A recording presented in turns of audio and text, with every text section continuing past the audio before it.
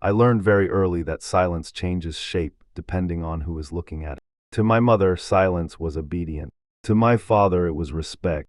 To teachers, it was discipline. To strangers, it was awkwardness. But to me, silence was architecture. A structure I built room by room inside myself until I could live in it without noticing there were no windows. I was 11 the first time I realized people could rewrite you while you were standing right in front of them. It happened at dinner. The memory still arrives with unbearable clarity, not because it was dramatic, but because it wasn't. Because the moment itself was small, ordinary, quiet enough to disappear inside the thousands of other nights that looked exactly like. The table smelled faintly of bleach because my mother cleaned everything twice. The overhead light buzzed with a weak electrical hum. My father sat at the end of the table in his white undershirt, eating slowly, chewing with deliberate pressure like he distrusted food. My sister Lena was talking. She always talked. Not loud, not obnoxiously. She just occupied space naturally, the way healthy people breathe without thinking about it. And then Mrs. Weaver said my presentation was the best one in class. My mother smiled immediately. Of course she did. My father nodded once without looking up. I remember staring at my plate because I'd spent 3 days making a presentation too. 3 nights awake until 2 in the morning. Cutting images carefully. Rehearsing sentences in whispers. I remember thinking, say something. Not because I wanted praise. Just evidence. Proof I existed in the room. My throat tightened immediately. The fork in my hand felt heavier than metal should feel. My father finally looked at me. What about you? The question hit me so fast I almost flinched. I opened my mouth. Nothing came out. And in that microscopic pause, less than a second, probably, something happened that would happen again for the rest of my life. My mother answered for me. He hates presentations, lightly, casually, smiling, like she was helping. My father grunted. Makes sense, and that was it. Reality shifted.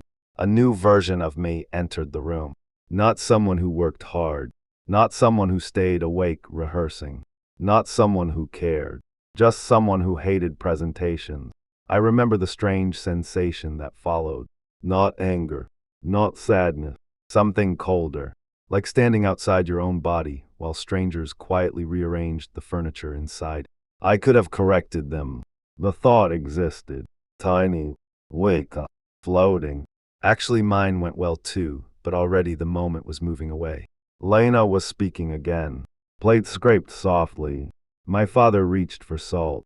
The world had continued without requiring my participation. And I sat there realizing silence had advantages. If you stayed silent long enough, people eventually stopped asking who you were. They told you instead. That should have frightened me. Instead, it felt safe. Safe in the way dark water feels safe when you stop struggling. Years later, therapists would use words like conditioning and adaptive response and emotional minimization, but those words always sounded too clean. The truth was uglier. I disappeared because disappearing reduced friction. That was all. No dramatic trauma. No cinematic violence. Just the slow erosion of self underneath the pressure of easier options. Speak and risk correction. Stay silent and survive. Again. Again. Again. Until silence became automatic. By 17, people described me before meeting me. Ethan's quiet, Ethan doesn't really care. He's hard to read, he's shy. And the horrifying thing was how quickly those descriptions hardened into physical reality. Your body adapts to the role. People don't understand that. They think identity begins internally. It doesn't. Not always. Sometimes identity is repetition. Sometimes it's exhaustion. Sometimes it's just the gradual surrender that happens when correcting people requires more energy than allowing them to misunderstand you. I became careful with movement, careful with tone, careful with eye contact. I learned that hesitation makes people uncomfortable, so I minimized opportunities to hesitate. Short answers, small reactions, no emotional risk. Teachers stopped calling on me. Friends stopped asking questions. Girls described me as mysterious, which was deeply ironic because there was nothing mysterious happening. I was vanishing in plain sight. The terrifying part was how functional it looked from the outside. I went to college, got decent grades, found a job in compliance auditing for an insurance company where silence wasn't just tolerated but rewarded. People liked quiet men in offices. Quiet looked competent from far away. It looked controlled. No one notices the difference between calmness and dissociation if you wear clean clothes and answer emails on time. The office where I worked had no real color in it. Gray partition, gray carpet, white fluorescent lights that flattened human faces into something waxy and exhausted. Even the air felt recycled too many times. Every morning I entered through rotating glass doors that reflected fragments of me in curved distortion. Forehead, jaw, one shoulder. Never the whole person at once. I liked that. There was comfort in fragmentation. My desk sat near the back beside a window overlooking another building, so close it blocked most natural light. Sometimes rainwater streamed down the opposite concrete wall for hours, and I would watch it instead of working. Not because it was beautiful, because it moved continuously without needing permission. At 32, my life had become so structurally quiet that entire days passed without anyone touching me. No wife, no children, no pet. Even my apartment seemed arranged to avoid intimacy. Minimal furniture, neutral color, nothing fragile enough to require careful handling. People assume loneliness feels dramatic. It doesn't. Real loneliness is administrative. Bills, microwaved food, the hum of appliances, showering because time has passed, not because you plan to be seen. And beneath all of it, a strange numb relief, no conflict, no exposure. No risk of being known incorrectly, because no one was looking closely enough to form an opinion. Then Sophie arrived. Not dramatically, not in slow motion, no instant obsession. She simply appeared one Monday morning carrying 2 cardboard boxes and wearing an expression of contained irritation, like someone already disappointed by the building before entering it. "This place smells like a hospital," she said to nobody specifically. A few people laughed. I remember looking up instinctively. She wasn't beautiful in the polished cinematic sense. What struck me was the force of her attention. She looked directly at things, directly at people, as if observation itself were an aggressive act. Her hair was tied carelessly back, dark circles beneath her eyes, ink stain on her wrist. Human, sharply human. Our manager introduced her during the morning meeting. "This is Sophie Marlowe. She'll be joining the risk assessment division." She nodded once. Then her eyes moved across the room. When they reached me, they paused. Not flirtatiously, not warmly, just one paused, like she noticed something. I looked away immediately. My chest tightened with irrational speed. The meeting continued, but I stopped hearing most of it. Not because I was attracted to her. Attraction was simple. This wasn't simple. It felt closer to the sensation of standing too near a ledge. Hours later, around noon, I was reviewing claim discrepancies when a shadow stopped beside my desk. "You're Ethan, right?" Her voice carried no social cushioning whatsoever. I looked up. Sophie held a file against her chest. "Yes, you know where archived liability reports are stored. 3rd floor. Can you show me?" My first instinct was irrational panic. Not because the request mattered, because it required movement, interaction, unstructured time beside another human being. Sure, the word left my mouth before I could retreat from it. We walked to the elevator in silence. I became acutely aware of my own body. The stiffness in my shoulders, the unnatural position of my hands, my breathing. People who live too long inside themselves experience physical self-consciousness differently. Every movement feels manually operated. The elevator doors closed. Small space, muted fluorescent lighting. Her perfume was faint and dry, something woody underneath detergent. "You've worked here long?" she asked. 7 years, she looked at me then. Not casually. Studying. "That sounds painful." I gave a short laugh automatically. She didn't. "You always this quiet?" There it was. The question beneath the question. My throat tightened. Yes, a lie formed instantly because it always did. Simple, efficient, automatic. But before the conversation could die, she tilted her head slightly. "No," she said. The word landed softly. Still something inside me recoiled. "What, you're not quiet?" I stared at her. The elevator hummed faintly around us. "You just wait too long to speak." The air changed. That's the only way I can describe it. Like pressure dropping before a storm. My heartbeat became suddenly visible inside my body. Heavy. Leg. You can tell, I asked before thinking. Her expression shifted almost imperceptibly, as though she hadn't expected honesty. Yeah, she said quietly. I can tell. The elevator doors opened. But I didn't move immediately. Because something deeply unsettling had happened. For one brief second, I felt seen. And it did not feel good. People romanticize being understood. They shouldn't. Being understood means exposure. It means someone noticing the machinery underneath your performance. I led her through archive storage, while a strange unease spread through me like cold water under skin. Metal shelves stretched endlessly under buzzing light. Dust, paper, stale air. She followed beside me casually, but I became hyper-aware of every silence between us. When I found the reports, she crouched to examine labels. You organize these, mostly. You're meticulous. Another observation. Another incision. I shrugged. She glanced back at me over her shoulder. That's not a compliment. My stomach tightened. I didn't understand why. Then she stood, holding a folder against her chest. You know what meticulous people usually are. I said nothing. Afraid, there are moments when the human mind splits. One part remains present. The other steps backward internally and watches damage occur in real time. That happened then. Not because her statement was cruel. Because it was accurate. And accuracy delivered suddenly can feel indistinguishable from violence. I laughed softly again. Reflect. Deflection. She kept looking at me. Didn't rescue me from the moment. Didn't soften it. You do that constantly, she said. What? Pretend things don't hit you. I felt heat rise into my face immediately. Humiliation. Sharp and chemical. I wanted the conversation to end.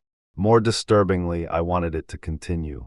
Those two desires collided so violently inside me that I could barely think. She took the folders and started toward the door. Thanks for helping, then she left. Just like that. No dramatic finish. No lingering glance. But after she disappeared down the corridor, I remained standing alone between shelves of archived documents while something unfamiliar unfolded slowly inside my chest. Not attraction. Not yet. Recognition. Which was worse. Because recognition threatens systems. And my entire life was a system built around remaining psychologically untouched. That night I couldn't sleep. Not in the normal sense.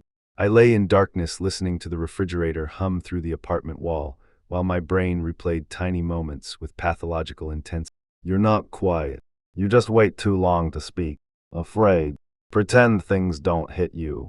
Each sentence reopened itself repeatedly. Not because the words were profound, because of how precisely they bypassed my defenses. Most people interacted with surfaces. Sophie interacted like someone pressing fingers against bruises just to see where pain existed. At 2:13 a.m., I got out of bed and stood in the kitchen drinking water straight from the tap. The apartment felt airless. My reflection hovered faintly in the dark window above the sink. For a long moment I stared at it. There was something deeply disturbing about seeing your own face after someone else notices you too clearly. The familiar arrangement changes. You begin wondering what parts of yourself are visible accidentally. I touched my own jaw absent-mindedly, then stopped, because suddenly even that felt observed somehow. Ridiculous, paranoid, but real. I slept eventually, badly. The next morning, I arrived at work earlier than usual, hoping to stabilize myself before seeing her again. Routine restores identity. That's the function of routine. Predictability reassures the nervous system that the self still exists in recognizable form. I made coffee, opened the spreadsheet, answered email, focused on numbers, claims, percentages. Data never looks at you. That's why I liked it. Around 9:30, footsteps approached my desk. I knew it was her before looking up. My body recognized patterns faster than thought did. She set a folder beside my keyboard. You missed 3 discrepancies in section C. No greeting, no smile. I blinked. What? She leaned closer, pointing at the page. These claims are duplicated under separate account identifiers. Her hand rested near mine briefly. The proximity triggered a strange electrical awareness beneath my skin. I looked at the report. She was right. A mistake. Small but real. I didn't notice, I know, no accusation. Just fact. Then, you tired? My chest tightened instantly again. No, you look tired. There was something almost unbearable about how directly she spoke. No ritual politeness, no conversational anesthesia. Most people cushion observations to protect social equilibrium. She removed the cushioning entirely. "I'm fine," I said. There it was again. The automatic lie. She watched me for one long second, then nodded once. Okay, but the okay didn't mean agreement. It meant I heard the lie and chose not to challenge it. Oddly, that felt even worse. Throughout the day, I became increasingly conscious of her presence in the office. Not because she spoke often, because when she did speak, people adjusted themselves unconsciously. Even our manager straightened slightly around her. She had no visible authority, yet tension reorganized around her naturally. At lunch, I usually ate alone downstairs near the vending machines, because the isolation was predictable. That day, halfway through eating, I heard the chair across from me scrape the floor. Sophie sat down holding black coffee, no food. "You always hide down here." The word hide struck harder than it should have. "I like quiet," that sound again. Not agreement. Assessment. I focused on my sandwich. My appetite had disappeared the second she arrived. After a while she said, "You know what's strange about people who avoid conflict?" I looked at her cautiously. "They think silence keeps them safe." My stomach dropped. "But silence just makes other people decide who you are." Every muscle in my back tightened simultaneously. Cafeteria noise faded strangely around us. I became aware of my own pulse in my throat. Had I told her that somehow? No. Impossible. Yet the sentence felt stolen directly from somewhere private. "You analyze everyone like this?" I asked carefully. "No, then why me?" She looked at me for so long that discomfort became physical. Then she said quietly, "Because you look like someone who disappeared a long time ago." Something inside me moved then. Not metaphorically, physically, like an organ shifting. I looked away immediately toward the vending machines, because suddenly maintaining eye contact felt impossible. The fluorescent lights buzzed overhead. Someone laughed loudly in another room. My hands felt cold. And beneath everything, beneath embarrassment, confusion, and fear, another feeling emerged slowly. Hope. Tiny. Poisonous. Hope that someone might finally see me accurately enough to reconstruct me. That hope terrified me more than anything else. Because if another person can define your existence, they can erase it too. And somewhere deep down, beneath decades of silence, I think I already understood something dangerous about Sophie before I allowed myself to consciously admit it. She did not merely notice weak points in people. She entered them. After that lunch, something began happening to me that I could not explain without sounding unstable. My internal life stopped belonging entirely to me. Not literally. Not in the dramatic sense. No hallucinations, no voices. Nothing theatrical. It was quieter than that. More humiliating. I began anticipating Sophie's observations before she made them. That was the first fracture. I would sit at my desk reviewing files, and before adjusting my posture, I would suddenly think, "You're doing that because you want to look composed." Then I would freeze because the sentence sounded like her. Not her voice exactly. Her perspective. A foreign angle inserted into my own thought. At first it only happened occasionally. Then constantly. I became aware of tiny performative behaviors I'd never consciously noticed before. The deliberate neutral expression. The controlled tone. The careful pacing of responses. The strategic lack of emotional reaction. It was unbearable once visible, like suddenly seeing all the strings holding up a puppet and realizing they'd always been there. The worst part was that she never pushed aggressively. That would have been easier. Aggression creates clarity. You can resist aggression. Sophie destabilized people softly. Patiently she observed, and once someone feels observed deeply enough, they begin dismantling themselves voluntarily. 3 weeks after she arrived, she started sitting beside me during meeting. Never asking, just appearing there. Close enough that I became aware of tiny things I should never have noticed about another human being. The faint crack in the skin beside her thumbnail. The way she exhaled slowly through her nose when irritated. The subtle scent of smoke trapped in her coat, even though I never once saw her smoke. My nervous system adapted to her presence in contradictory ways. Part of me relaxed around her with frightening speed. Another part remained in constant physiological alarm. I began sleeping worse. Not because of romance. This wasn't romance. Romance is warmer than this. This felt like gradual psychological exposure, like standing under increasingly bright light. One Thursday evening, we were the last two people left in the office. Rain hit the windows in uneven patterns. The building had entered its nighttime state, that strange corporate emptiness where every sound becomes amplified. Keyboard click, air vent, distant plumbing inside walls. I was reviewing liability adjustments when Sophie spoke, without looking up from her screen. You ever think about who you'd be if people hadn't named you so early? The question entered the room slowly. I stared at my monitor. What, you heard me, I swallowed. I don't know, I think you do. Silence spread again. Heavy, dense. The office lights suddenly felt too bright. You do this a lot, I said carefully. Do what? Talk like you already know the answer. She leaned back slightly in her chair, then finally looked at me. Usually I do. The statement should have sounded arrogant. Instead it sounded exhausted. That disturbed me more. I turned back toward the screen. You think you understand people that easily? No, she said softly. I think people are desperate to explain themselves if someone watches long enough. A cold sensation moved down my spine. Because I knew immediately she was right.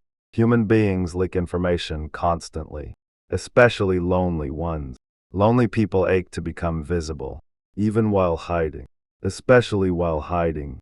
I tried returning to work, but concentration had become impossible. My awareness of myself had grown invasive. Every movement now carried observational pressure. I adjusted my sleeves and immediately wondered if she noticed. I crossed my arms and wondered what the posture communicated.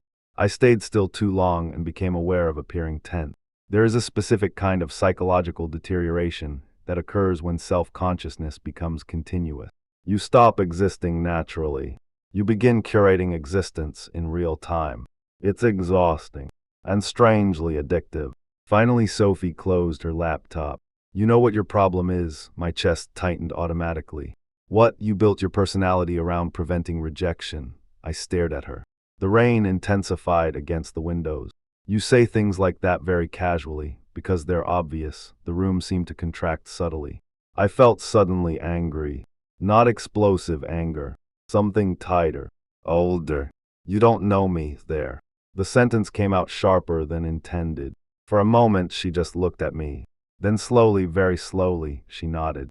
You're right, the immediate relief I felt was so intense it almost embarrassed me. Finally. Distance. Boundary.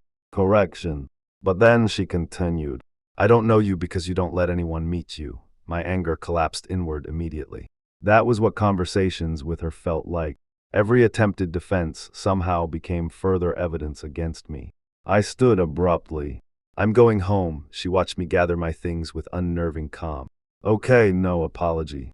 No attempt to stop me. That made leaving harder somehow. I walked quickly toward the elevators. My heartbeat felt unstable. The entire interaction replayed viciously in my head. You built your personality around preventing rejection. Not true. Not entirely true. Maybe partly true, no. The elevator doors opened. I stepped inside alone. As they closed, I caught one last glimpse of Sophie still seated at her desk beneath the fluorescent lights, motionless, watching me leave. Not triumphantly, not emotionally, just watching. The image stayed with me all night. And something changed after that. Not suddenly, more like erosion accelerating. I started noticing how little of my life was genuinely chosen.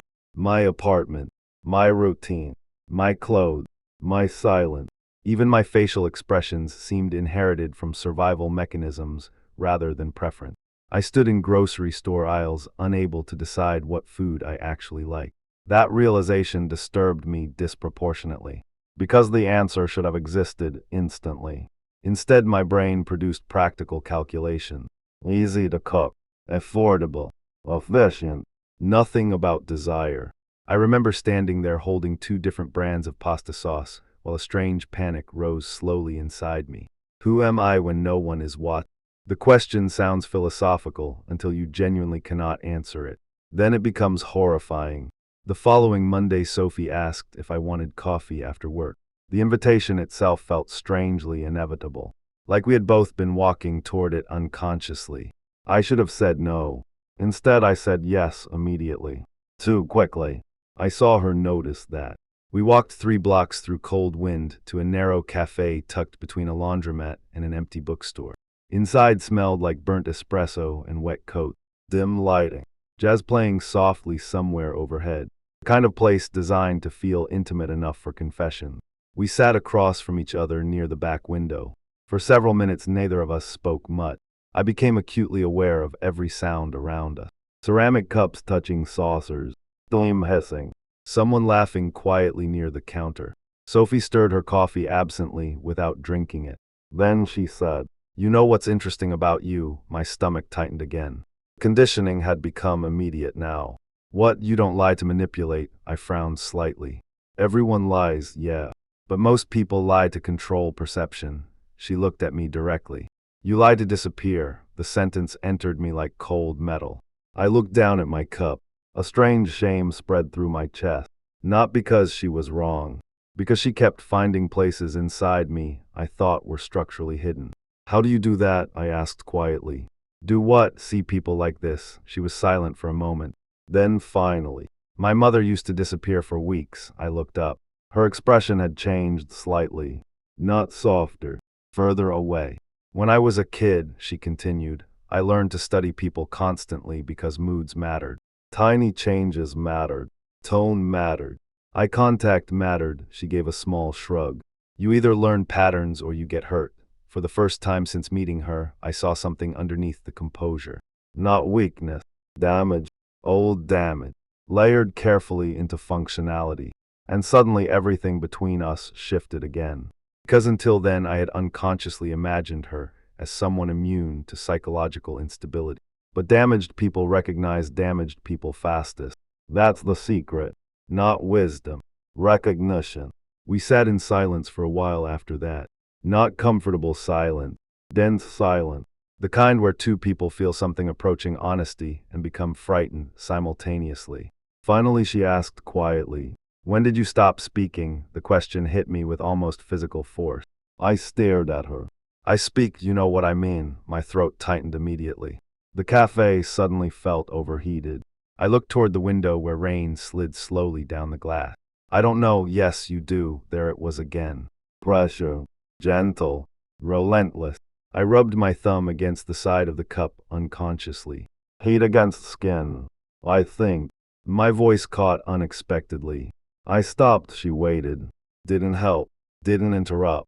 The waiting itself became pressure. "I think." I tried again, quieter now. People stopped listening eventually. Sophie said nothing. And because she said nothing, because she didn't rush to reassure me, the sentence continued unfolding inside my chest. "I think." My breathing felt strange suddenly. I got tired of explaining myself incorrectly. There, the truth. Or part of it. The moment the words left me, I felt exposed in a way that bordered on nausea. I looked away immediately. Sophie still hadn't spoken. That silence stretched. 10 seconds. 15. Long enough that I began regretting saying anything at all. Then finally she asked, "Who taught you people only understand you incorrectly?" The question hollowed something out inside me. Because I knew instantly the answer was, everyone. My parents, teachers, friends, co-workers. Years of small misinterpretations layered into identity like sediment. But deeper than that, me. I had participated, facilitated, encouraged. Silence wasn't just protection anymore. It was collaboration. I looked at Sophie and realized with growing terror that she was dismantling the central myth of my life. That I was invisible because others failed to see me. No. I had become invisible because invisibility gave me control. Limited control. Lonely control. But control nonetheless. If nobody truly knows you, nobody can reject the real thing. The realization made me feel suddenly sick. I stood too quickly. I need air. Outside, the rain had weakened into mist. Cold wind moved through the street. I walked several steps away from the cafe before stopping beneath a flickering street lamp. My breathing had become shallow. Something inside me was destabilizing rapidly now. Not dramatic breakdown. Structural destabilization. Kind where old internal narratives stop functioning simultaneously. Behind me, the cafe door opened softly. Sophie stepped outside but didn't approach immediately. "You okay?" The question almost angered me. Not because it lacked concern, because concern felt unbearable suddenly. I don't know, I admitted. The honesty frightened me instantly. She moved closer slowly. You're dissociating a little, I stared at her. What? You go distant when you feel emotionally cornered. Cornered. The word made my pulse jump. I'm not cornered, okay, again that okay. Neutral. Non-combatant. Yet somehow impossible to fight. Rainwater dripped rhythmically from the awning overhead. Traffic hissed faintly nearby. My entire body felt overaware of itself. I don't understand what you want from me, I said finally. Something changed in her face then. Tiny. Almost invisible. But real. Nothing, she said. I believed her immediately. And somehow that was worse. Because if she wanted something, I could categorize this. Manipulation. Seduction. Control. But she looked genuinely uncertain suddenly. As if she herself didn't fully understand why she kept reaching toward me psychologically. That ambiguity created a different kind of danger. We stood there too long. Cold air. Wet pavement. Both of us carrying damage differently. Finally she said quietly, "You know what I think?" I almost laughed from exhaustion. "What?" "I think you built yourself around surviving people who never really saw you." My chest tightened painfully. And now being seen feels unsafe. The street seemed unnaturally silent suddenly. I realized then something horrifying. I cared what she thought. Deeply. Far too deeply for someone I'd known only weeks. Because she had bypassed social identity and entered somewhere underneath. Somewhere unfinished. That kind of intimacy forms fast and destroys faster. After that night, my sense of self began deteriorating in ways subtle enough to hide externally. At work, I still functioned. Completed report. Answered email. Attended meeting. But internally, constant evaluation had begun. Every behavior became suspect. Did I actually dislike attention? Or had I trained myself to fear it? Was I calm? Or emotionally suppressed? Was I kind? Or simply conflict avoidant? Once identity destabilizes, even harmless choices feel fraudulent. I started hearing my own sentences differently while speaking. Not the content, the motivation beneath them. Halfway through conversations, I would suddenly think, "You're saying this because it's safe." Then another thought. What would you say if you weren't afraid? I rarely knew. That frightened me most. One evening Sophie came to my apartment. The invitation happened almost accidentally. We had worked late again. Rain again. Always rains somehow. And when she mentioned not wanting to go home yet, I heard myself say, "You can come over if you want." The second the words left my mouth, panic followed. My apartment wasn't just an apartment. It was evidence. Evidence of absence. When we entered, she looked around slowly while removing her coat. No judgment visible, which somehow felt more exposing. The room suddenly appeared alien through her presence. The blank wall, the lack of photograph, the clinical neatness. She walked toward the bookshelf. "You've read all these, most. You annotate everything." I felt immediate embarrassment. Tiny pencil notes lined nearly every page of every book I own. Private thoughts hidden beside other people's sentences. "I like writing in margins. That's interesting." "Why?" She pulled one book free gently. "Because you don't speak out loud, so you leave traces beside other people's words instead." I felt something twist sharply inside my chest. Again. Again. Always again. She sat on the couch flipping slowly through pages. I remained standing because sitting suddenly felt too intimate. "You know what's strange?" she said quietly. "What? You're more honest in these notes than in person." I swallowed hard. The room felt smaller now. Warmer. Dangerously warm. She looked up at me. Why? I couldn't answer. Because the real answer sounded pathetic. Writing beside someone else's words felt safer than creating my own. Existing indirectly reduced exposure. Even my thoughts preferred camouflage. Sophie closed the book slowly. "You spent your whole life becoming non-threatening." The sentence landed with terrifying accuracy. My father hated emotional reactions. My mother corrected unpredictability. Teachers rewarded compliance. Coworkers rewarded neutrality. Over years, I had filed every sharp edge off myself until nothing remained capable of provoking rejection. A human object. Manageable. Forgettable. Savable. But hearing it spoken aloud, non-threatening, made something inside me recoil violently. Because beneath the exhaustion and silence and passivity, another truth existed. I wasn't harmless. I was angry. Not loud anger. Not explosive anger. Ancient anger. Compressed so deeply it had fossilized. And suddenly I became terrified Sophie could see that too. You think you know everything about me, I said quietly. No, but you act like it, she held my gaze. You want me to be wrong, yes. Why? The question hit instantly. Because if she was right, then my entire personality might simply be accumulated fear. I sat down finally because my legs felt unsteady. The apartment hummed softly around us. Refrigerate, pipes, and city noise through glass. Sophie watched me carefully now. Not aggressively anymore. Almost cautiously. I think, she said slowly, you've spent so long adapting to other people that you don't know where the adaptation ends. The sentence entered me with devastating precision. And suddenly, without warning, I felt tears rise. Immediate, violent, humiliated. I turned away instantly. No, I whispered automatically, as if denying physical reality could stop it. But the pressure had already broken somewhere internal.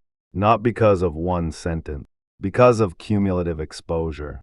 Weeks of being seen too accurately. I pressed my palms hard against my eyes. Ashamed immediately. Deeply ashamed. I'm sorry, why did I apologize? Why do people like me always apologize for becoming visible? The couch shifted softly. Then her hand touched my wrist. Lightly. Not comforting. Just present. And that almost destroyed me completely. Because tenderness after prolonged emotional deprivation feels less like comfort and more like collapse. I lowered my hands slowly. The room blurred slightly. Sophie looked at me with an expression I still cannot fully explain. Not pity. Not triumph. Something sadder. Like recognition mixed with regret. You know what the worst part is? I asked hoarsely. She stayed quiet. I don't even know if this is me, there. The real horror. Not pain. Uncertainty. If you suppress yourself long enough, eventually you cannot distinguish between performance and identity. Were my quiet habits authentic now? Or just permanent adaptation? Was there even a hidden real self underneath anymore? Or had years of silence erased it completely? Sophie's fingers tightened slightly around my wrist, and very softly, almost to herself, she said, "That's the kind of question that ruins people." The room became unbearably still. I realized then that Sophie wasn't leading me toward healing. She was leading me toward awareness.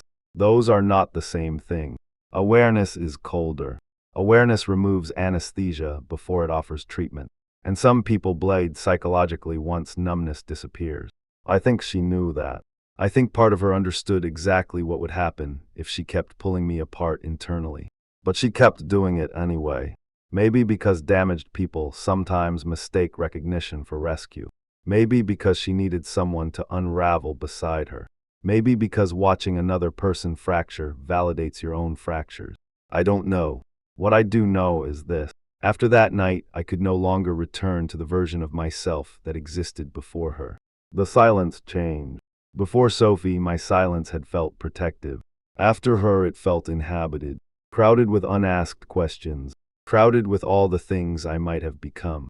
And once you start mourning alternate versions of yourself, peace becomes impossible. The real breaking point came 2 weeks later. Not during an argument, not during some dramatic confrontation. It happened during a department meeting on a Tuesday morning under fluorescent lights while someone discussed quarterly adjustment. Completely ordinary. That's how breakdowns happen most often.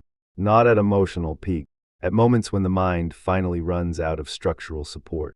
Our manager Carl was reviewing an error in a recent audit. Numbers projected across the screen. Muted cough, coffee smell, corporate boredom pressing against the room. Then Carl said, "Ethan reviewed this section originally, right?" Every head turned toward me briefly. My pulse jumped automatically. "Yeah," I said. Carl sighed. "Well, we'll need more attention to detail moving forward. Nothing cruel. Nothing major. People experience worse every day." Something happened inside me then, because I suddenly became aware of the familiar sequence unfolding again. A narrative forming around me. Quiet Ethan. Passive Ethan. Reliable but weak Ethan. The room waited for my usual response. Small nod. Soft apology. Submission. I felt it happening physically before mentally. My body preparing the performance. And suddenly, I couldn't do it anymore. Not because I became brave. Because I became exhausted. There's a difference. I looked at Carl. Then at the report projected behind him. Then back at him again. And for the first time in years, maybe ever, I spoke before editing myself. No, I said. The room shifted instantly. Carl blinked. What? I said no. My voice sounded unfamiliar even to me. Not louder, sharper, controlled differently. The duplicated entries came from accounting. I flagged the inconsistencies 3 days before submission. Silent. Real silence now. Not my silence. Everyone else's. Carl frowned slightly. That's not what I was told. I know. The words kept coming. Too fast now. Too honest. And somewhere deep inside, terror exploded simultaneously. Because I realized I had crossed something irreversible. Once you stop performing submission, people become uncomfortable very quickly. Carl straightened. You should have communicated that more clearly. I did. My heart slammed violently against my rib. I could feel coworkers staring. The fluorescent lights buzzed overhead like insects. Carl's expression hardened subtly. And then he said the sentence that changed everything. Well, you're not exactly known for speaking up. The room laughed lightly. Reflexively. Socially. Tiny laugh. But something inside me tore open completely. Because suddenly I understood. Not intellectually. Physically. My silence had trained people to erase me comfortably. I had taught them how. Years of disappearing had become permission. And before I could stop myself, before fear could reassemble control, I spoke again. No, I said quietly. The room went still. I'm known for letting people talk over me. No laughter now. Carl stared at me. Someone shifted uncomfortably nearby. And the horrifying thing was, I couldn't stop. Years of compressed thought began surfacing all at once. Not screaming. Worse. Calmly. You don't listen when I speak, I continued. None of you do. Because you decided who I was years ago, and it became easier than reassessing it. My breathing had become uneven. But the words kept coming. I kept thinking if I stayed agreeable long enough, people would eventually see me correctly. The room felt distorted now. Too bright. Too quiet. And they didn't. No one moved. No one interrupted. I became suddenly aware that Sophie was watching me from across the table. Completely motionless. Not surprised. Almost frightened. That frightened me too. Because it meant she knew this existed inside me already. All this anger, all this pressure, all this buried resentment beneath the silence. Carl finally spoke carefully. Ethan, maybe we should continue this privately. There it was. Containment. Social correction. Return to order. Something fundamental had already ruptured. No, I said again.